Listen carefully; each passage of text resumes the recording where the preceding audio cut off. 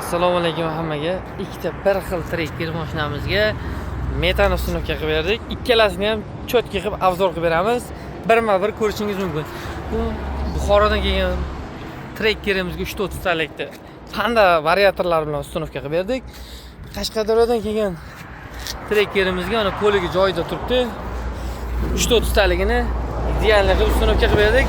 Endi oldi qismini birma-bir ko'rsatib o'tamiz.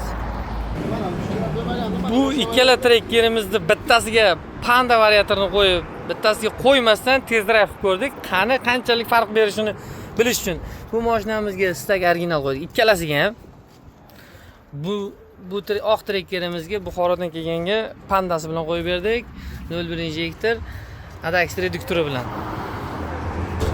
Bu trekkerimizga esa xuddi shu variantda stak original Real italyanskiy farzunga, italyanskiy atom2 reduktorlar bilan bunga panda qo'ymadik.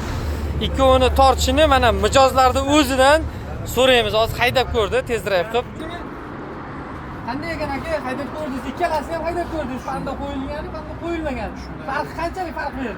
Mana o'zim mashinamda panda qo'yilganda razgoma benzindan ozgina farq qildi, lekin ayni metalligi to'g'ri.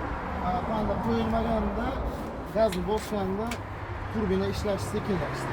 Ozgina. Bundana Cobalt Gentradagiday bir xil ko'tarib chiqibdi, bunda bo'lsa agar tezligi tezroq. Ozgina sirenaga yopishtiradi. Bu pandani vazifasi gazni borsa maksimal darajada zajgina surib tortish yaxshi bo'ladi. Xizmatlar bo'yicha pastroq ham qoldiramiz, bemalol murojaat qilishingiz mumkin.